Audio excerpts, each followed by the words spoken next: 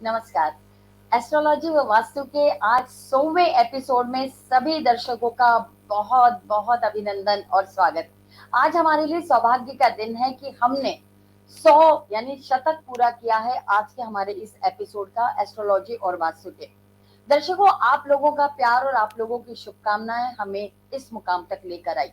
और आज हमारे लिए और भी सौभाग्य की बात है कि हमारे स्वामी समूह के सीएमडी माननीय कमल प्रकाश जी कृष्णानी हमारे बीच उपस्थित है। आज इन्हीं के अथक प्रयासों से जो इनके नए नए विजन हमेशा इनके दिमाग में चलते हैं, वो ये आप तक पहुंचाने का पूरी कोशिश करते हैं, जिससे कि जनता ज्यादा से ज्यादा लाभान्वित हो। चाहे फिर वो आर्थिक हो, चाहे फिर वो मकान से संबंधित हो, चाहे फिर वो सामाजिक सरोकारों से हो, चाहे राजनीति से हो, यानी सारे विषयों पर माननीय कमल प्रकाश जी हमेशा अग्रसर रहते हैं। और वो यही चाहते हैं कि हमारा स्वामी ग्रुप से जो भी दर्शक जुड़ा है वो हमारे हर एपिसोड से, चाहे वो कैसा भी हो, वो हमेशा लाभान्वित हो, सांस्कृतिक हो, सामाजिक हो, राजनीतिक, आर्थिक, हर तरह से। तो आइए मैं इनका भी स्वागत करती हूँ और आपको धन्यवाद देती हूँ कि सर आपने मुझे और गोयल साहब को इस एपिसोड में यहाँ तक इस मुकाम पर पहुंचाने में आपका पूरा हाथ है। तो मैं आपका धन्यवाद अदा करती हूँ और स्वागत करती हूँ। निश्चित रूप से आज का जो दिन है वो राकेश गोयल जी के लिए 100वां एपिसोड है, तो 100वां एपिसोड निश्चित रूप से एक जश्न और एक खुशी के हिसाब से होता है। परंतु आप तो हमारे साथ में आज 19 वर्षों से लगातार जुड़े रहे हैं, तो निश्चित रूप से हमारे तो जो चैनल है उसके ब्रांड एम्बेसडर हैं, और निश्चित रूप से स्वामी समूह के आपके इन सभी, जिससे आज का दिन बड़ा दिन है क्योंकि आज 100वां एपिसोड है। और उस समय के अंदर जब ये प्रारंभ हुआ था, जिस समय कोरोना की महामारी चल रही थी, तो मैं सबसे पहले तो मैं आपका स्वागत करते हुए हम निश्चित रूप से स्वामी समूह वो आपको आज आपको सम्मानित करते हुए यहाँ पे गर्व महसूस कर रहा है। मैं माधवी जी से निवेदन करूंगा कि आपको श्रीफल भेंट कर आपका स्वागत करें और बहुत आज बहुत का दिन अभिनंदन। इनके लिए हमेशा जुड़ा रहे, इसके लिए स्मृति चिन्ह आपको ये देते हुए हम लोग निश्चित रूप से गौरवान्वित महसूस करते हैं। बहुत इस पे हमने बहुत ही साफ शब्दों में लिखा है कि Swami news Ajmer social media platform व चैनल पर डॉक्टर राकेश गोयल द्वारा एस्ट्रोलॉजी व वास्तु के लाइव शो में ऑनलाइन 100 सफल एपिसोड पूर्ण करने पर सम्मानित किया जाता है। निश्चित रूप से आपकी बताए हुए जानकारियां उपायों से स्वामी न्यूज का लाखों दर्शक लाभ पहुंचा रहे हैं। स्वामी परिवार आपके उज्जवल भविष्य की कामना करता है, ऐसा इस पत्र के अंदर लिखा है। निश्चित रूप से मैं अब आपसे निवेदन करूंगा कि अब ये क्योंकि 100वां एपिसोड है तो केक काट कर इस की मैं चाहूंगा कि मेरे साथ केक काटने में आप माधवी जी और हमारी टीम भी इसमें सहभागी बने। आइए बेटा फोटो खींच लो। फोटो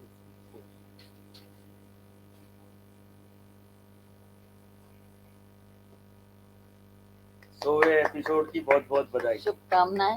और इसी तरह से गुरुजी आप लोगों की समस्याओं को समझते रहें और उनका निवारण करते रहें।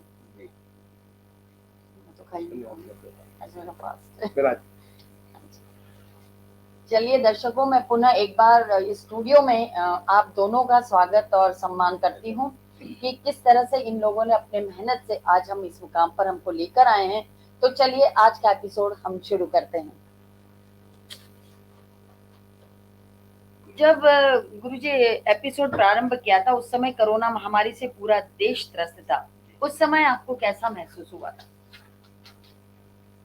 देखिए, जब कोरोना काल पूरे विश्व में चल रहा था और सारी धरती, सारा जन समूह त्राही त्राही कर रहा था,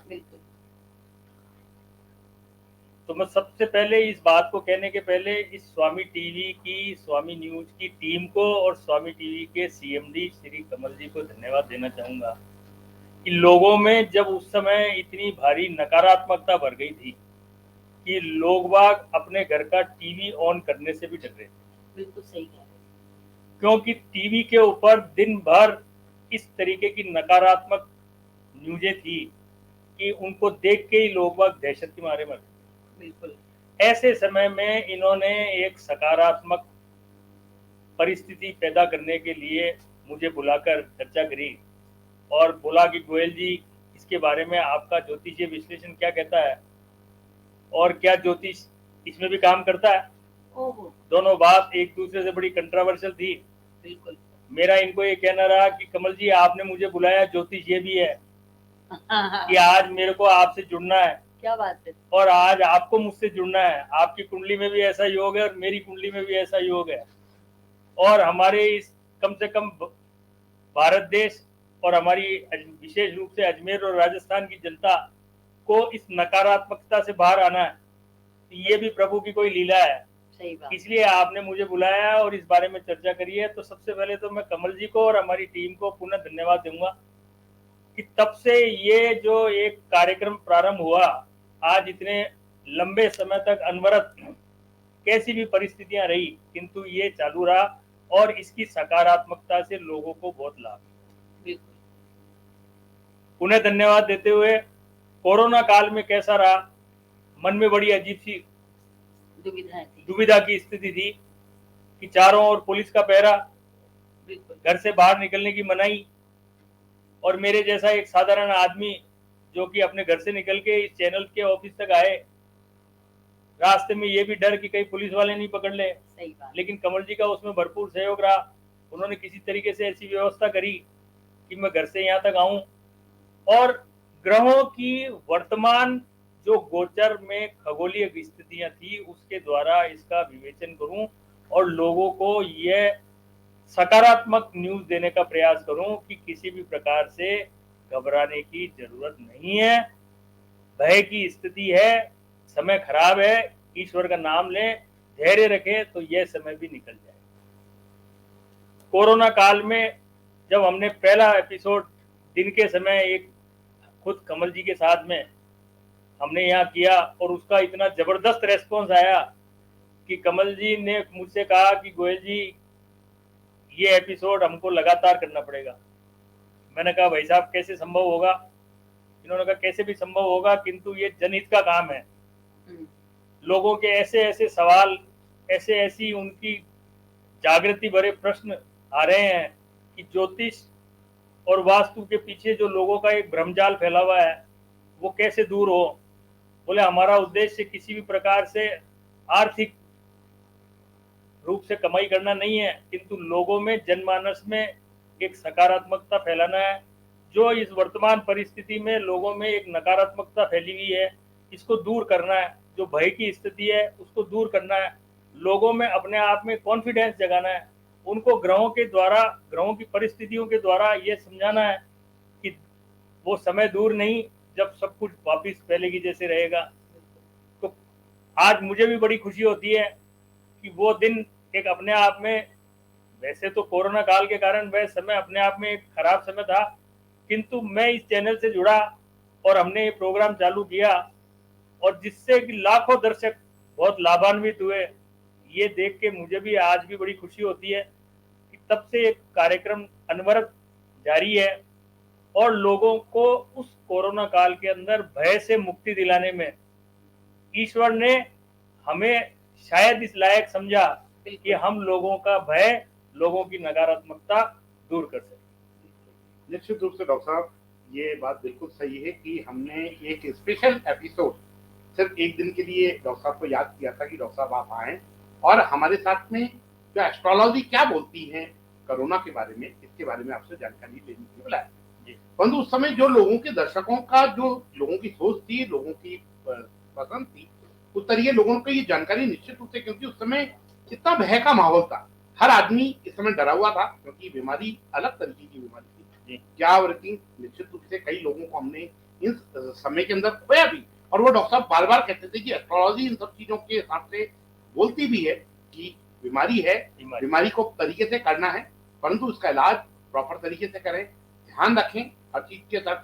परंतु एस्ट्रोलॉजी कब इसका वर्क कम होगा, कब इसका इफेक्ट कम होगा, एस्ट्रोलॉजी किस तरीके से कम इसकी इफेक्टिव होगी, उसके बारे में आपने विशेष रूप से जानकारी दी।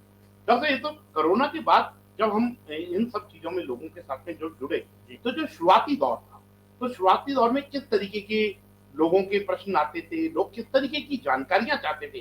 क्योंकि ये कहीं ना कहीं ये 100 जो एपिसोड है इसकी समीक्षा हो रही है कि 100 एपिसोड में लोगों की किस तरीके की लोग जानकारियां चाह रहे हैं। देखिए कमल जी, बड़ी बड़ी दिलचस्प स्थितियां पैदा हुई 99 एपिसोड में। कई बार ऐसे ऐसे हमारी टीम के सामने सवाल आए कि उन्होंने भी ये सोचने पे मजबूर हो गए कि उसको हम यहाँ पर सामने फ्लश करें नहीं करें। लेकिन मैंने उनको एक ही बात कहा कि किसी की भी कोई भी क्वेरी हो उसको आप बिल्कुल बेझिझक फ्लश करिए, हम उसको उसकी इस क्वेरी का जवाब देंगे। सबसे बड़ा जो एक मैंने महसूस किया है 99 एपिसोड में लोगों का जो रुझान, जो एक ज्योतिष को लोगों ने एक चमत्कार समझा हुआ और दूसरा ज्योतिष को एक भय समझा हुआ, जबकि मेरा ये कहना है कि ज्योतिष न तो भय है न ज्योतिष चमत्कार है। लोगों में ज्योतिष के प्रति और वास्तु के प्रति पिछले कुछ वर्षों में देश में, मैं चैनल के माध्यम से किसी भी व्यक्ति पर या किसी भी चैनल पे किसी प्रकार का आक्षेप नहीं लगाते हुए ये बात कहूंगा कि ऐसी परिस्थितियां पैदा कर दी गई कि लोगों को धर्म के प्रति, ग्रहों के प्रति, ज्योतिष के प्रति और वास्तु के प्रति इस तरीके से डराया गया कि लोगों में एक भय की परिस्थिति पैदा हो। काल सर्प योग, ग्रहण दोष, मांगलिक दोष, पितृदोष, ये 4 ऐसे दोष जो कि मेरे ख्याल से हर एपिसोड में इन 4 में से कम 2 के मामले में 10-5 क्वेश्चन आते ही आते हैं। लोगों के मन में इनके नाम से इतना भय व्याप्त हो गया, हजारों रुपया उनका पूरा हो जाता है, यहाँ तक कि कई लोग लाखों रुपए से ठगीते हैं, उसके बावजूद कोई साथ नहीं। मैंने सभी हमारे दर्शकों को उस समय एक ही बात कही कि जिस प्रकार कुंडली में दूसरे शुभाशुभ योग होते हैं उसी प्रकार ये भी योग होते हैं। इसको आप योग मानिए, दोष मत मानिए। दुनिया के जो शीर्ष नेता हुए हैं उनकी कुंडली में काल सर्प योग आज भी विद्यमान है, जो कि पहले भी था। पहली बात, काल सर्प योग नाम की कोई चीज शास्त्रों में आज भी उल्लेखित नहीं है। सिर्फ शास्त्रों में सर्प योग के नाम से व्याख्या है, जिसमें कि न जाने कहां से ये काल शब्द जुड़ के काल सर्प योग पैदा हुआ। इसी प्रकार पितृदोष के नाम से हर व्यक्ति को इस कदर डराया जाता है। मैंने हमेशा कई बार एपिसोडों में लोगों को ये समझाने की कोशिश करी कि पितृदोष वह नहीं है जो आप और हम जानते हैं, जो हमको बताया जाता है। पितृदोष क्या है? ये हमारा शास्त्र बोलता है, ज्योतिष शास्त्र बोलता है कि जेनेटिकली, जैसे हमारे शरीर में बीमारियां, थायराइड, डायबिटीज, हार्ट की बीमारी जेनेटिकल रूप से आती है। हमारे पिताजी के बाल नहीं है, उनके पिताजी के बाल नहीं है, उनके पिताजी के बाल नहीं है सिर में, वैसे हमारे भी बाल नहीं है, हमारे बच्चों के भी बाल नहीं होंगे। वैसे ही कुंडली में एक ही ग्रह पीढ़ी दर पीढ़ी पीड़ित होता है। पिता की कुंडली में भी वही मिलेगा तो बच्चे की कुंडली में भी वही मिलेगा, तो पोते पोते की कुंडली में भी वही मिलेगा। वह पितृदोष है। जेनेटिकली कौन सा ग्रह पीड़ित आ रहा है, वह पितृदोष। मांगलिक दोष, इसको एक अपने आप में इतना बड़ा, इस तरीके से किसी बच्ची का बायोडेटा भी आता है तो उसमें लिखा हुआ होता है मांगलिक, जैसे कि वो कोई एक क्वालिटी नहीं, एक डेफिशिएंसी हो गई उसकी बहुत बड़ी कि साहब ये तो मांगलिक है। अरे भाई, मांगलिक होना 100 में, दुनिया में हर दिन जितने बच्चे पैदा होते हैं कमल जी, उसमें से 100 में से 42% बच्चे मांगलिक ही होते हैं। ये एक तटस्थ सत्य है। ग्रहण दोष, इसके नाम से लोगों को ऐसा डराया जाता है कि साहब चंद्रमा शनि के साथ बैठा हुआ है। चंद्रमा मात्र 2.25 दिन में राशि बदल लेता है। किसी भी प्रकार से कुंडली में शनि कहीं भी बैठा हो, गोचर में शनि कहीं भी गोचर कर रहा हो, घूम घुमा के शनि देव के पास में 25 दिन में चंद्रमा वहां पहुंच ही जाएगा। उस 2.5 दिन में जितने भी बच्चे दुनिया में पैदा होंगे सबकी कुंडली में चंद्रमा शनि साथ होगा। तो इनसे भयभीत होने की कहां स्थिति है। लोगों की जागरूकताएं इस कदर बढ़ी कि धीरे धीरे जितना लोगों में क्रेज था उससे ज्यादा मेरे में क्रेज पैदा होने लगा। सही बात कि मैं, शायद ईश्वर ने एक माध्यम बनाया है, एक सेवा करने का मौका दिया है कमल जी के साथ, माधवी जी के साथ, इस स्वामी टीवी की टीम के साथ में, कि मैं शायद लोगों के मन में जो ज्योतिष और वास्तु के प्रति जो एक भ्रम की स्थितियां हैं वह दूर कर सकूं। जो लोग अनचाहे रूप में ठगीते हैं उनसे उनको बचा सकूं, तो वह भी एक अच्छा धर्म का कार्य माना जाए। बिल्कुल, निश्चित रूप से डॉक्टर, बिल्कुल आप सही कह रहे हैं कि यदि किसी के मन में यदि कोई शंका होती है तो उनको दूर करने का पूरा प्रयास करें। जी, जैसे कि अब आप जानते हैं कि हमारे भारत में तीज त्योहार वगैरह मनते ही रहते हैं। हर दूसरा तीसरा दिन है कि हम त्योहार और उत्सव और तीज मनाते हैं, उसमें कई अनुभव आपके सामने आए, कई समस्याएं वो आपके सामने रखते हैं, आप हर एपिसोड में उसका निवारण करते ही हैं, पर आपने किस तरह से उन चीजों को निवारण करना उचित समझा और कैसे किया? देखिए क्या है, हिंदुस्तान जो है हमारा देश 140 करोड़ की जनता वाला देश है बिल्कुल। और धर्मनिरपेक्ष राज्य है। हाँ जी। खाली हम हमारे एक हिंदू धर्म की बात करें तो हिंदू धर्म के अंदर भी सैकड़ों हजारों जातियां हैं और सभी जातियों में, सभी धर्मों में हर रीति रिवाज को निभाने का, हर त्योहार को मनाने का अपना एक तरीका है। उसको लेके एक अपवाद की, एक कंट्रोवर्शियल स्थिति पैदा होती है। दूसरी बात, हमारे यहाँ जो सनातन धर्म है, उस सनातन धर्म के हिसाब से कोई भी तीज त्योहार सूर्योदय की, उदयात की तिथि से मनाया जाता है। अच्छा। किंतु कुछ त्योहार हमारे हिंदू धर्म में ऐसे हैं जो चंद्रोदय से मनाए जाते हैं, जिसमें विशेष रूप से जैसे महिलाओं का करवा चौथ, चिल चौथ, चतुर्थियां जो होती है, उप छठ, ये सब महिलाओं के त्योहार है, ये सब चंद्रोदय से मनाए जाते हैं। एक कृष्ण जन्माष्टमी, छोटी सी बात, अब कृष्ण जन्माष्टमी, भगवान कृष्ण का जन्म रात को 12 बजे हुआ। अब शास्त्र बोलता है कि उस समय रोहिणी नक्षत्र था। अब जिस दिन अष्टमी है इस बार, उस समय रोहिणी नक्षत्र नहीं है। जिस दिन रोहिणी नक्षत्र है उस दिन नवमी आ रही है। तो मतलब ऐसी कंट्रोवर्शियल स्थितियां होती है। ऐसे में शास्त्रीय प्रमाण क्या बोलता है हमारा, कौन सा शास्त्रीय ग्रंथ इस बारे में क्या बोलता है कि ऐसी परिस्थिति में किस प्रकार से ये त्योहार को मनाया जाए, लोगों के अंदर जो भ्रम की, एक संशय की स्थिति है, वह दूर की जाए। एक एग्जाम्पल, अभी थोड़े दिन पहले रक्षाबंधन था। रक्षाबंधन श्रवण नक्षत्र में आता है, इस बार कृतिका नक्षत्र में बना। बिल्कुल। क्योंकि ऐसी स्थिति नहीं थी, पूर्णिमा ही नहीं थी उस दिन। जब तो कई सारी ऐसी कमल की पेचीदगियां स्थिति पैदा हो जाती है और उसके अंदर लोगों में एक बड़ी संशय की स्थिति पैदा होती है कि ऐसी परिस्थिति में त्योहार कब मनाएं, कैसे मनाएं। दूसरा, हमेशा त्योहारों को मनाने के लिए लोगों को बड़े बड़े चैनल हमारे दिन भर बढ़िया से बढ़िया उनको इस चीजें बताते हैं, जो कि एक आम आदमी के लिए, एक आम सामान्य ग्रस्त के लिए कतई भी संभव नहीं हो सकता। बिल्कुल सही। एक छोटी सी बात, अभी थोड़े दिन पहले इस पे माता के नवरात्रे पे हमने ये लिया। मैंने सभी दर्शकों को एक ही आग्रह किया कि माता की पूजा करो माँ के रूप में, देवी के रूप में पूजा करोगे, हम नहीं कर सकते देवी के रूप में। बिल्कुल, क्योंकि उसके लिए जो विधान है, एक सामान्य गृहस्थ, एक सामान्य व्यक्ति उस विधान को पूरा नहीं कर सकता। और जब पूरा नहीं कर सकते तो दंड के भागी क्यों बने? उससे बढ़िया माँ के रूप में पूजो, समस्या ही खत्म। माँ तो माँ है, हर चीज को क्षमा कर देगी, गलतियां हो जाएगी तो कोई फर्क नहीं पड़ता।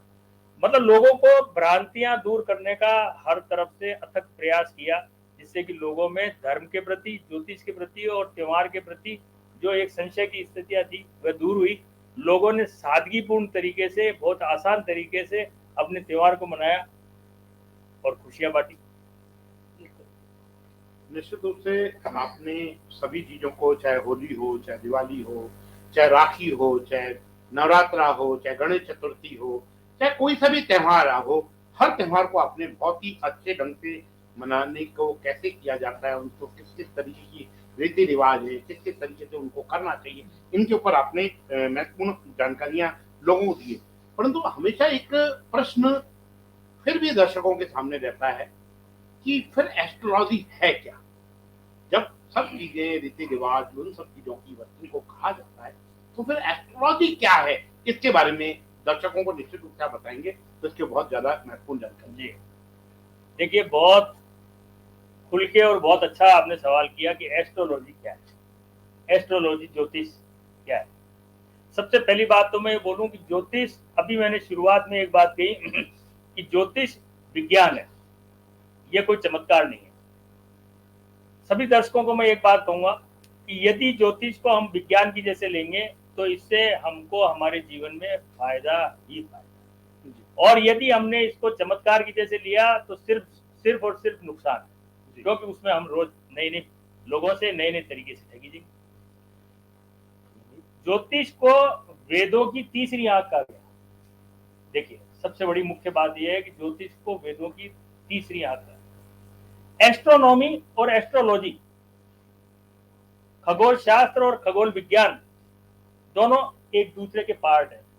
नासा, इसरो जैसी हमारी जो बड़ी बड़ी देश की, हिंदुस्तान की और अमेरिका की जो संस्थाएं हैं, अरबों खरबों रुपया खर्च करके इन खगोल मंडल के ऊपर 24 घंटे रिसर्च करती है। वही रिसर्च का एक पार्ट एस्ट्रोनॉमी। आकाश में, ब्रह्मांड में हजारों ग्रह, हजारों, लेकिन उनमें से इस पृथ्वी पर कितने ग्रहों का पूर्ण प्रभाव, उसको मान्यता देते हुए ज्योतिष शास्त्र को बनाया। हमारे जो ऋषि मुनि थे हजारों हजार साल पहले, उन्होंने इन ग्रहों की कल्पना, गणना करके, कल्पना शब्द में गलत बोल गया, गणना करके आने वाले समय के लिए देश की और दुनिया के बारे में सभी अच्छी बुरी घटनाओं का वर्णन किया, जो आज भी अक्षर सत्य दिखती है। जो कैलकुलेशन नासा और इसरो दुनिया भर की रिसर्च के बाद में जारी करता है, वह हमारे सनातन धर्म का पंचांग मात्र अपनी कैलकुलेशन के द्वारा ये बता देता है कि इतनी तारीख को इतनी बज के इतने मिनट पर दुनिया के इस कोने में ग्रहण होगा और वो वहां दिखेगा और बाकी जगह नहीं दिखेगा, और वो बिल्कुल अक्षर सत्य होता है। इतनी तारीख को ये नक्षत्र होगा, इतनी तारीख को ये त्योहार होगा, समय भी बिल्कुल उसी हिसाब से, समय भी बिल्कुल इसके हिसाब से होता है। अब ज्योतिष क्या है? देखिए, अभी मैं फिर वापस वही बात बोलता हूँ, ज्योतिष एक विज्ञान है। आयुर्वेद का भी एक अपने आप में दूसरा रूप इसको बोल सकते हैं। आयुर्वेद में ज्योतिष के द्वारा इलाज किया जाता है। भारत सरकार से बहुत बड़ा शायद पद्म भूषण या भारत रत्न जैसा पुरस्कार प्राप्त डॉक्टर पनगड़िया जी, जिनका भी थोड़े दिन पहले देहावसान हो गया, बहुत बड़े हिंदुस्तान के नामी न्यूरो फिजिशियन रहे। वह ज्योतिष के द्वारा अपने पेशेंट की कुंडलियां देख के उनका इलाज करते थे कि इसकी कुंडली में कौन सा ग्रह पीड़ित है जिसके कारण इसको रोग हो। अभी राजस्थान सरकार ने एक उदयपुर में संस्थान खोला है जिसमें कि लोग पेशेंट की कुंडलियों का विश्लेषण करके डॉक्टरों को एडवाइस करा जाएगा कि इसको इस ग्रह से संबंधित, शरीर के इस पार्ट से संबंधित बीमारी हो सकती है। उसके ऊपर डॉक्टर गहन अध्ययन करेगा और उसके हिसाब से उसका इलाज किया जाएगा। तो ज्योतिष हर चीज में, ग्रहों के द्वारा ही आज आपका मेरा माधवी जी का मिलना, आज ये 100वां एपिसोड होना, ये भी एक ज्योतिषीय खगोलीय घटना है।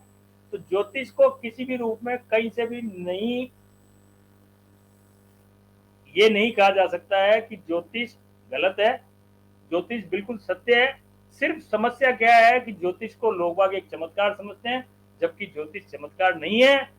ज्योतिष अपने आप में एक छाता है, विज्ञान छाता है। हम बारिश को नहीं रोक सकते, लेकिन ज्योतिष के द्वारा, हमारे ग्रहों की कैलकुलेशन के द्वारा जो ग्रह हमें परेशान कर रहे हैं, ये तकलीफ दे रहे हैं, उनकी पीड़ा को दूर करने के लिए उनका उपाय करके, उनकी शांति का उपाय करके, उनके दान यज्ञ जप करके हम हमारी उस पीड़ा को दूर कर सकते हैं। जैसे हम बारिश को नहीं रोक सकते किंतु छाते द्वारा अपने आप को बचा सकते हैं, वैसे ज्योतिष के द्वारा हम हमारी समस्याओं को कुछ हद तक कम कर सकते हैं, खत्म नहीं कर सकते हैं। Destiny can not be change at any cost. जो चीज घटनी है वो निश्चित रूप से घटेगी। ये बात मैं दावे के साथ कह सकता हूँ कि यदि किसी की कुंडली में एक्सीडेंट का योग है और एक विद्वान ज्योतिषी उस व्यक्ति से रक्तदान करवाता है, तो उसका एक्सीडेंट तो होगा, फर्क ये होगा कि कार से एक्सीडेंट नहीं होगा, स्कूटर से हो जाएगा, साइकिल से हो जाएगा, खरोच जाके रह जाएगी। जो रक्त सड़क पे बहने वाला था उसकी जगह वो अस्पताल के ब्लड बैंक में पहुंच जाएगा। उसके शरीर से रक्त निकलना है, ये ज्योतिष है। ज्योतिष के द्वारा हम किसी का भाग्य नहीं बदल सकते हैं, लेकिन ज्योतिष के द्वारा हम उसके भाग्य में ये तब्दीली जरूर ला सकते हैं कि भैया इस ग्रह का उपाय कर। एक छोटी सी बात मैं बोलता हूँ कि कितना ही बुखार हो जाए आपको, आप कितना ही बड़ा से बड़ा एंटीबायोटिक ले लो, लेकिन आपका बुखार मात्र 50 पैसे की पैरासीटामोल से ही टूटेगा। एंटीबायोटिक से बुखार नहीं टूटेगा। एक बार टूट जाएगा, 4 घंटे बाद वापिस आएगा। ये ज्योतिष। बहुत अच्छी तरह आपने व्याख्या की गोयल साहब कि ज्योतिष क्या है। पर ऐसा ही होता है क्योंकि लोग इतने समस्याओं से, एक वैश्वीकरण के कारण या आर्थिक होड़ के कारण अपनी समस्याएं खुद ने ओट रखी हैं और वो यही चाहते हैं कि हम दूसरों से बेहतर दिखे, बेहतरीन करें, उस पर ज्यादा जोर नहीं है, पर बेहतर दिखे। खैर, आपने बहुत अच्छे शब्दों में है ना ज्योतिष का व्याख्यान किया, पर अब ये वास्तु भी इसी तरह का, इसका शायद भाई है कि वास्तु अब मकान बहुत बड़े बड़े बना लेते हैं, व्यापार और मंजिलें कई ऊपर तक बना लेते हैं, परंतु बाद में कोई कहता है कि अरे ये दरवाजा यहाँ क्यों, ये खिड़की यहाँ क्यों, इसको ऐसा ईशान कोण, और ये जो भी कुछ कहते हैं, इसका क्या है और इसके बारे में आप क्या विस्तृत जानकारी दे पाएंगे दर्शकों को? देखिए माधवी जी, मैं आपके सवाल में आपसे एक सवाल कि भगवान को भगवान क्यों कहते हैं, आप जवाब दीजिए इस बात का। कमल जी को कमल जी क्यों कहते हैं, पहले इस बात का जवाब दीजिए, क्योंकि इनके पिताजी ने इनका नाम कमल जी रखा, ठीक है। भगवान को भगवान क्यों कहते हैं, क्योंकि सृष्टि के रचयिता हमने माना ही है, वो अपन ने माना है, लेकिन उनका नाम भगवान ही क्यों रखा गया, इसके अलावा और कुछ भी बोला जा सकता था? हाँ, बिल्कुल। है बहुत बहुत अलग हटके सवाल है। देखिए मैं जवाब देता हूँ कि भगवान को भगवान क्यों बोला जाता है। वह से होता है भूमि, वह से वायु, गे से गगन,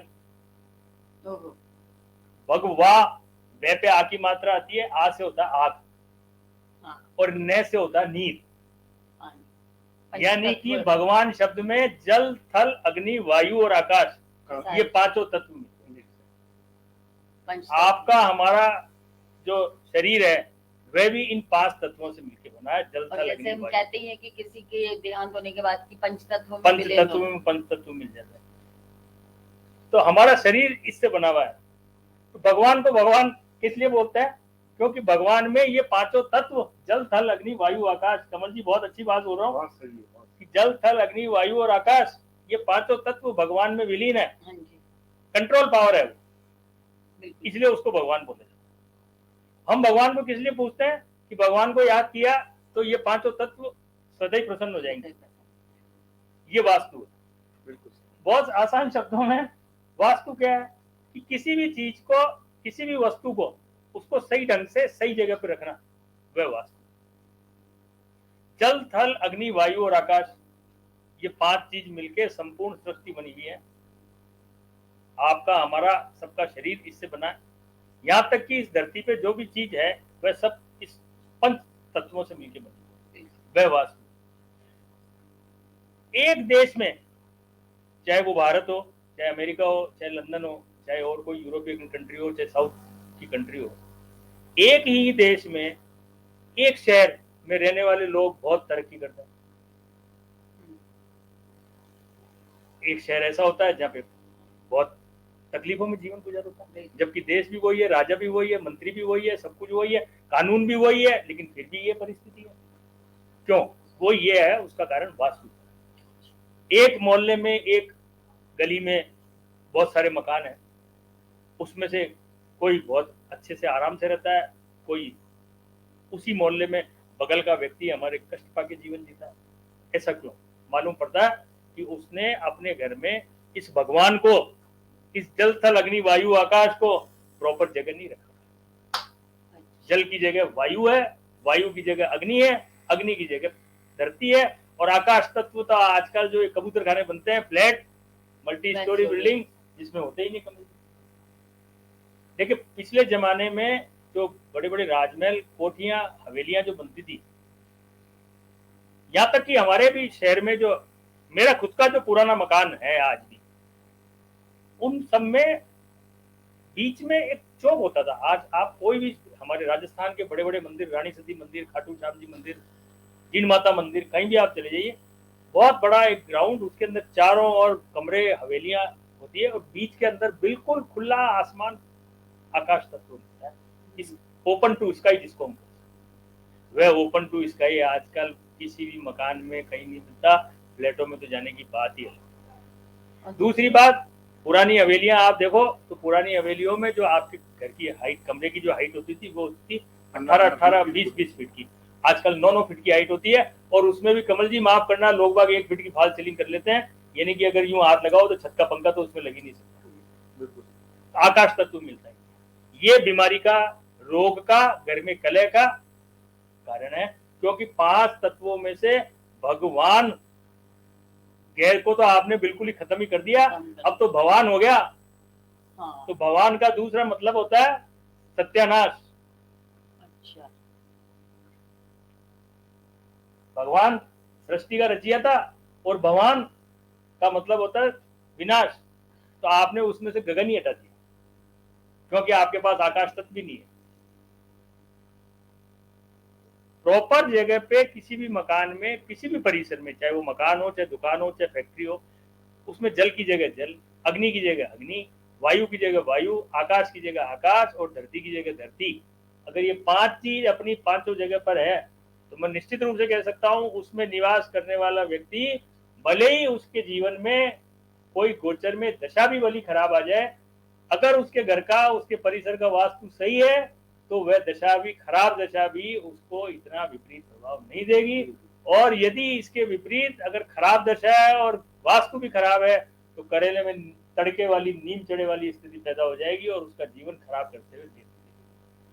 कुल मिला के बहुत सरल शब्दों में एक बात है कि वास्तु की जितनी व्याख्या की जाए बहुत कम है। छोटा सा एपिसोड है, ये हमारा महा एपिसोड है, इसमें हम नपी दुली बात कर सकते हैं। कुल मिलाकर वास्तु का मतलब यह है कि ये जो भगवान 5 चीजों में समाया हुआ है, इन 5 चीजों को किसी भी भवन में यथा स्थान रख दिया जाए तो आपका जीवन हमेशा सुखी और लाभदायक रहेगा। किसी भी प्रकार का कष्ट आपके जीवन में नहीं आएगा। इसमें आपने गलती करी तो फिर कष्ट ही कष्ट। ये वास्तु है।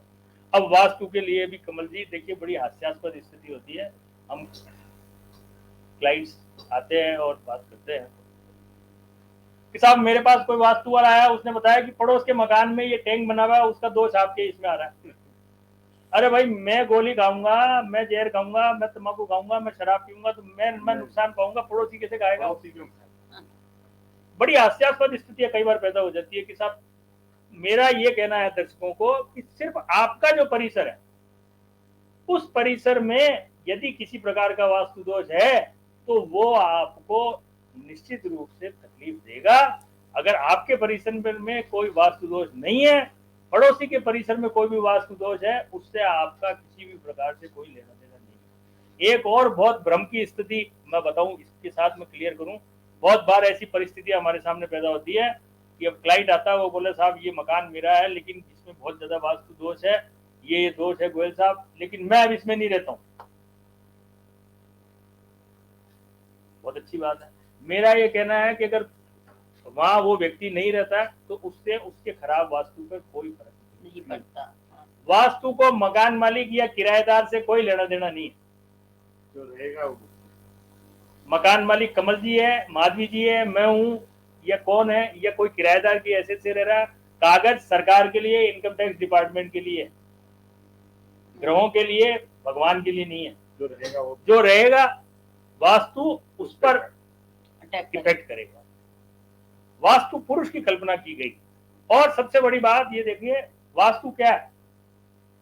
जो हमारी कुंडली है, जन्म कुंडली, उस जन्म कुंडली अपने आप में पूरा वास्तु। एक विद्वान ज्योतिषी आपकी जन्म कुंडली देख के बता देगा कि आप जिस परिसर में रह रहे हो उस परिसर के इस कॉर्नर में ये दोष पैदा है या हो सकता है, आप इसका निवारण कराइए। क्योंकि हमारी कुंडली अपने आप में पूरा वास्तु है। वास्तु के अंदर 10 दिशाएं मानी गई, उसमें धरती और आकाश वो अलग है, 2 को, बाकी 8 दिशाओं को माना गया है। North east, west south, north east, south east, north west और साउथ वेस्ट। हमारी कुंडली के 12 घर अपने आप में इन 8 दिशाओं को इंगित करते हैं। और कुंडली के विवेचन के द्वारा ये निश्चित रूप से मालूम किया जा सकता है कि आपके जिस परिसर में आप रह रहे हैं वह खराब है, दूषित है, या उसके किस कोने में तकलीफ। एक बात और बहुत मुख्य बात मैं इसके बारे में बताऊंगा। वास्तु को लेके एक बहुत बड़ी भ्रम की स्थिति है कि साहब ईस्ट या नॉर्थ ईस्ट ये दिशा ही सबसे ज्यादा अच्छी है, साउथ या साउथ वेस्ट सबसे ज्यादा खराब है। साउथ, अरे साउथ मतलब किसी बिल्डर का अगर कोई साउथ फेसिंग मकान है तो वो बेचारे का बरसों बरस रुक जाता, बिकता ही नहीं। क्योंकि लोगों में इतनी एक गलतफहमी है कि ये तो साउथ वेस्ट फेसिंग है, या साउथ फेसिंग है, यहाँ तो रहने वाला बर्बाद हो जाएगा, जबकि वास्तविकता बिल्कुल इससे विपरीत है। यदि आप नया परिसर, नया मकान, भवन खरीदना चाह रहे हैं, बनाना चाह रहे हैं, तो उसके लिए मैंडेटरी है कि सबसे पहले आप किसी विद्वान ज्योतिषी को आपकी कुंडली दिखाइए। उस कुंडली में देखिए कि कौन से ग्रह की स्थिति आपके लिए सबसे ज्यादा बढ़िया है और कौन से ग्रह की स्थिति आपके लिए सबसे ज्यादा खराब है। मेरा ये कहना है कि अगर आपकी कुंडली में राहु केतु की पोजीशन बहुत अच्छी है तो साउथ वेस्ट फेसिंग मकान भी आपके लिए सोना उगलने वाला मकान हो सकता है। और यदि सूर्य की पोजीशन खराब है या बृहस्पति की पोजीशन खराब है तो north facing, north east facing या ईस्ट फेसिंग मकान भी आपको बिल्कुल अर्थ से फर्श पर डालने की स्थिति पैदा कर सकती है। ये ग्रहों की कुंडली की, ग्रहों की इसके ऊपर डिपेंड है कि आपके लिए कौन सी दिशा, कौन सा ग्रह फलदायक है, किस दिशा में आपके मकान का मुख होगा तो वो आपको वहां से पॉजिटिव एनर्जी मिलेगी। ये कहीं भी जरूरी नहीं है। वास्तु के नियम अपनी जगह तय है कि जल की जगह जल होगा, अग्नि की जगह अग्नि होगी, वायु की जगह वायु होगी, किंतु ये कहीं भी तय नहीं है कि ये दिशा खराब ही है। सारी धरती 8 दिशाओं में बटी हुई है, प्योर 90 डिग्री के ऊपर शायद ही कोई मकान या प्लॉट आपको मिलेगा, सब कहीं ना कहीं से थोड़ा सा ट्विन हुआ हो। निश्चित रूप से आपने ये बहुत ही महत्वपूर्ण जानकारी दी है कि भगवान को यदि अपने स्थान पर बिठाया जाए निश्चित रूप से वो महत्वपूर्ण होता है। यदि भगवान की यदि उन शब्दों के हिसाब से उनको यदि गलत जगह पे बिठाया जाए, गलत स्थान पे बिठाया जाए तो उसका इफेक्ट गलत आ सकता है। ये रही वास्तु की बात। परंतु मैं आपसे एक और प्रश्न करना चाहूंगा, क्योंकि हम इन 100 एपिसोड पे हमने ये भी देखा कि हमने जब राजनीति में उथल पथल हुई तो राजनीति उथल पुथल के अंदर जब समय ऐसा आया था जब जुलाई और अगस्त का महीना था और 2 बार ऐसा समय आया, उन दोनों समयों के ऊपर आपने राजनीतिक विश्लेषण कर राजनीतिक समय को बताते हुए आपने बताया था कि इस समय ये होने वाला है, अशोक गहलोत किसी भी हालत में सीएम के पद से नहीं जाएंगे, वो सीएम के पद पे बने रहेंगे और इस तरीके की कुछ स्थितियां बनेंगी। वो स्थितियां हमने भी देखी, निश्चित रूप से वो बिल्कुल सही थी। अभी जो राजनीतिक परिदृश्य बना हुआ है वो बहुत ही महत्वपूर्ण बना हुआ है और इस समय पूरे राजस्थान की नहीं, कांग्रेस की नहीं, बीजेपी की नहीं, पूरे देश की निगाह इस समय राजस्थान के ऊपर है कि जो राजस्थान में जो उथल पुथल चल रही है, जहां एक तरफ तो अशोक गहलोत को देश का मुखिया बनाने की बात चली रही थी, परंतु एकदम ऐसा घटनाक्रम घूमा, जादूगर ने जिस तरीके से जादूगरी करी, तो इसको आपने अभी इस समय एस्ट्रोलॉजी क्या बोलती है इसके बारे में जानकारी। देखिए कमल जी, वैसे तो ये सवाल थोड़ा सा विवादित है जी, क्योंकि राजनीति से संबंधित है किसी भी पार्टी के लिए, किंतु ये एक ज्योतिषीय जी मंच है। यहाँ हम ज्योतिष और वास्तु के हिसाब से हम इस पे बात करें जी, तो पहले भी 2 बार श्री अशोक गहलोत जी की सरकार को खतरा था। तब भी आपसे मेरी इस बारे में काफी चर्चा हुई और हमने एक शो भी किया जी, और उसपे भी हमने किया कि तब भी मेरा यही आकलन रहा और ईश्वर की कृपा से वो बिल्कुल सही रहा कि अशोक गहलोत जी की सरकार को कोई खतरा नहीं है और अशोक गहलोत जी की सरकार अपना पूरा कार्यकाल पूर्ण करेंगे। अब रही बात आज की, जो घटनाक्रम यकायक पिछले 2 दिन से घटा है और जिसपे की सारी दुनिया की नजर बड़ी चल रही है कि राजस्थान में आखिर होगा क्या, कांग्रेस का अध्यक्ष कौन बनेगा, राजस्थान का मुख्यमंत्री कौन रहेगा, क्या अशोक गहलोत कांग्रेस में रहेंगे, क्या अशोक गहलोत कांग्रेस से नहीं रहेंगे। क्या बात कर हाँ, तो देखिए बात मैंने क्या कहा, ये एक राजनीतिक घटनाक्रम है जी।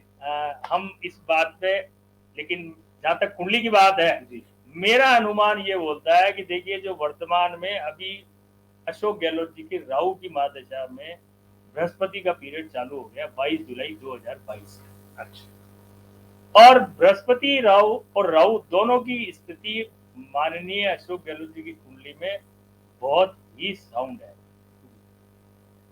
ज्योतिष में एक नियम है, माधवी जी आपको तो याद होगा, आप मेरे साथ कई एपिसोडों में रहती हो, मैं हमेशा बोलता हूँ कि राहु जिसका बनाए उसका कोई नहीं बिगाड़ सकता और राहु जिसका बिगाड़े उसका कोई नहीं बना सकता।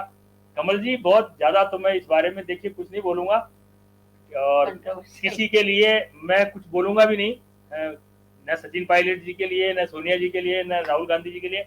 इतना जरूर कह सकता हूं कि माननीय अशोक गहलोत जी की कुंडली में जो आज ग्रहों की स्थिति है, उसके हिसाब से, दूसरे शब्दों में ये कहूं कि जो मेरा आकलन है, उसके हिसाब से राजस्थान के मुख्यमंत्री माननीय अशोक गहलोत जी ही रहेंगे, पहली बात। और दूसरी बात, जो ग्रहों की स्थिति है उसके हिसाब से एक बहुत ही नई बात मैं आपको बताने जा रहा हूं।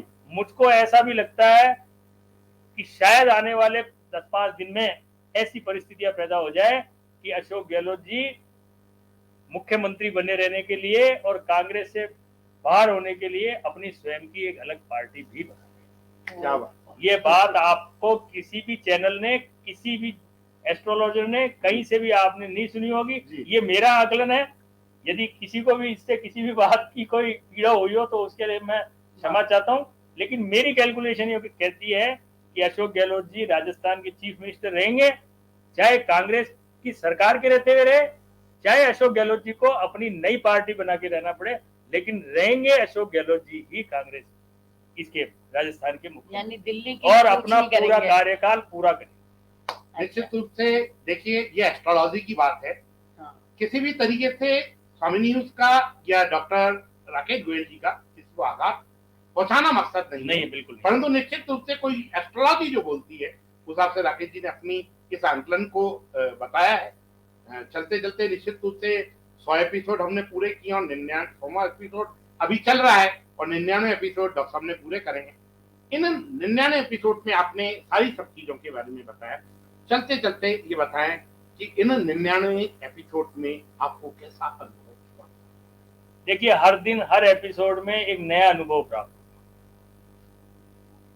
कई बार ऐसी परिस्थितियां हुई कि शो का टाइम हो गया, लाइट चली गई, नेटवर्क कट गया।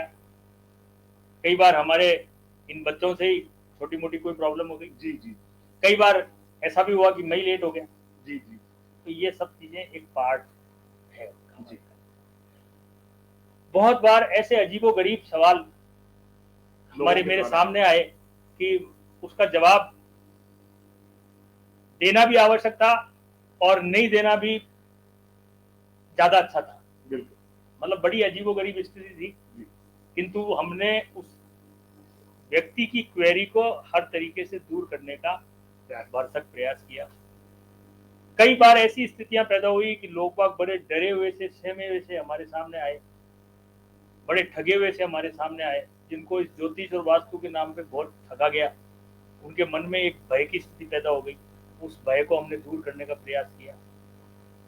एक बार एक सज्जन ने बहुत ही अच्छा सवाल पूछा मेरे से कि साहब, अगर ज्योतिष ही सब कुछ है तो फिर भाग्य क्या है? चैनल पे उनका सवाल भी बड़ा बहुत अच्छा था। मैंने कहा जी, भाग्य और ज्योतिष दोनों एक दूसरे से जुड़ा हुआ है। आपकी कुंडली में अगर ये लिखा हुआ है कि आप कर्म, उनका सवाल था कि साहब अगर ज्योतिष ही सब कुछ है तो फिर कर्म क्या है? तो मैंने उनको ये कहा, मैंने कहा जी, कर्म और भाग्य दोनों एक दूसरे से जुड़ा हुआ है। आपकी कुंडली में अगर ये लिखा हुआ है कि आप कर्म करोगे तो ही आप कर्म करोगे, और कुंडली में लिखा हुआ है कि कर्म नहीं करोगे, फोगट में रोटी खाओगे तो फोगट में रोटी खाओगे। रोटी खाना तो हर व्यक्ति का अधिकार है और देना उस परमात्मा का धर्म है। वो परमात्मा देता है, ऊपर परमात्मा देता है, नीचे हमारी सरकार देती है। तो पेट तो हर व्यक्ति भरता है, लेकिन वो पेट कैसे भरेगा? मैंने उनको एक बहुत अच्छा एग्जाम्पल दिया कि भगवान श्री कृष्ण ने गीता में, उन्होंने मुझसे पूछा कि भगवान श्री कृष्ण ने गीता में भी ये कहा है कि कर्म प्रदान है। मैंने कहा बिल्कुल, उन्होंने यही कहा कर्म प्रदान करना। मैंने कहा एक भिखारी सड़क पे बैठने वाला वो भी कर्म करता है, लेकिन ये उसका कर्म है कि वो भीख मांगता है, वो फोगट में नहीं खा रहा है। कमल जी, आप और हम सोच रहे हैं कि वो फोगट में खा रहा है, वो फोगट में नहीं खा रहा, ये उसका कर्म है। वो आपसे हमसे ज्यादा अच्छा खाना खाता है, क्योंकि ये कलयुग है। ज्यो ज्यो कलयुग बढ़ रहा है त्यों त्यों धर्म की जड़ हरी हो रही है। अब शास्त्रों में लिखा हुआ है। इनको खूब भंडारी चल रहे हैं, जगह जगह भंडारी चल रहे हैं, रोज इनको खूब माल मिल रहा है। वो आपसे हमसे अच्छा भोजन करता है, लेकिन उसके भाग्य में भीख मांग के खाना लिखा हुआ है, ये उसका कर्म है। ऐसी ऐसी पेचीदगियों बड़े सवाल कई बार आए। कई बार वैवाहिक जीवन को लेकर बड़ी विचित्र स्थितियां हमारे सामने आई। हमने भरपूर कोशिश करी उनको किसी तरीके से ज्योतिष द्वारा समझाने की। यहाँ तक कि ऐसे ऐसे हास्यास्पद सवाल भी आए। माधवी जी, आपको याद हो तो एक बार एक सज्जन ने पूछा कि मैं करोड़पति कब बनूंगा। हाँ।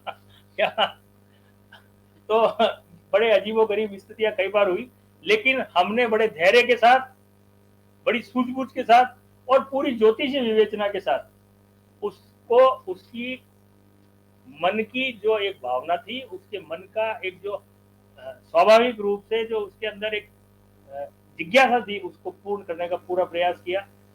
एक नए नए अनुभवों के साथ किया। हर तरीके से लोगों को भय से, ज्योतिष और वास्तु के नाम से डरने से बचाया। कर्म के प्रति लोगों को एक उत्साहित किया, ईश्वर के प्रति उत्साहित किया, और साथ ही ये भी समझाने की कोशिश करी कि ज्योतिष को चमत्कार की जैसे नहीं लें, इसको विज्ञान की जैसे लें, ईश्वर की साधना करें, भगवान से विनती करें। बेटा बन के किसी से खाया जा सकता है, बाप बन के नहीं खाया जा सकता है, ये बात ध्यान रखें। यही हमने प्रयास करने का प्रयास किया, किसी भी तरीके से गुमराह करने का या लोगों को भ्रमित करने की कोशिश की। जो भी स्थिति हमारे सामने पैदा हुई, उसको हमने दूर करने का अथक प्रयास। निश्चित रूप से डॉक्टर साहब, आज बहुत सारे कमेंट्स हम लोगों के सामने आए हैं जी, परंतु इन कमेंट्सों को आज हम नहीं पढ़ पाए।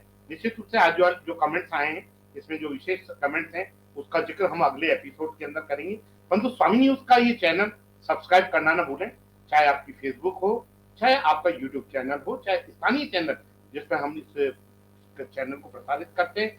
ये चीज विशेष रूप से ध्यान रखें कि आप लोगों का प्यार और आप लोगों की मोहब्बत की वजह से ही स्वामी न्यूज 1,80,000 फॉलोवर फेसबुक के ऊपर बना पाया है, और 1,07,000 से भी ज्यादा फॉलो जो सब्सक्राइबर हैं वो यूट्यूब पे हैं। वो आप लोगों के प्यार और मोहब्बत की वजह से ही है। निश्चित रूप से ये जो महत्वपूर्ण जानकारियां आप लोगों को बताई जाती हैं, जानकारियां दी जाती हैं, ये जानकारियां आप ज्यादा से ज्यादा शेयर करें, ज्यादा से ज्यादा लोगों तक पहुंचाएं। यदि आप ज्यादा लोगों तक पहुंचाएंगे तो ये हम लोग जो अपनी मेहनत कर रहे हैं वो ज्यादा से ज्यादा लोगों तक पहुंचेगी, ऐसी कामना निवेदन माधवी जी। चलते चलते जो बात कहें जैसा कि दर्शकों आपने देखा कि आज हम हमारे 100वें एपिसोड पर पहुंच चुके हैं। ऐसा ही प्यार आगे के एपिसोड्स पर भी बनाए रखिए, जिससे कि हमें इससे ज्यादा फायदा होता है कि जब दर्शक खुश होकर हमें वापस ये कहते हैं कि गुरुजी आपने ये बताया था और वो मेरा काम हो गया, तब हमें लगता है कि इस एपिसोड की सार्थकता बनी हुई है और लोग हमसे जुड़े हैं, और जो गुरुजी बता रहे हैं वो अक्षरशः मतलब 98% सच जाता है। क्योंकि आपने बताया था कि कोरोना महामारी इस टाइम खत्म होगी, तो वाकई जब देखा गया तो वो महामारी वहां पर खत्म थी। दूसरी बार जब मानसून के बारे में आपने बोला कि इस बार अतिवृष्टि होने की संभावना है, तो वो आप लोगों ने खुद ने भी इस चीज को महसूस किया। पर हम उन दर्शकों का भी अभिनंदन करते हैं और तहे दिल से शुक्रिया अदा करते हैं कि यदि आपके काम होते हैं तो आप लगे हाथ उस एपिसोड में आकर हमें ये बताते हैं और गुरुजी को धन्यवाद देते हैं कि गुरुजी मेरा ये काम हो गया है, हम आपका शुक्रिया अदा करते हैं। तो इसी तरह से ये प्यार बनाए रखिए। और इस चैनल के माध्यम से मैं हमारे सीएमडी कमल प्रकाश जी के लिए भी यही कहना चाहूंगी कि जो इनके विजन है वो आप तक जरूर पहुंचे, जिससे कि ये निस्वार्थ भाव से जिस सेवा में लगे हुए हैं और आपके ऊपर गुरुजी का आशीर्वाद हमेशा बना हुआ है, और इसी तरह से ये लोग आगे चलते रहें, स्वस्थ रहें। और राकेश जी के लिए यही कहूंगी, आज का 100वां एपिसोड आपने दमदार तरीके से पूरा किया है, सफल किया है, उसके लिए स्वामी परिवार आपका बहुत बहुत शुक्रिया अदा करता है। धन्यवाद। जय हिंद, जय भारत। जय भारत।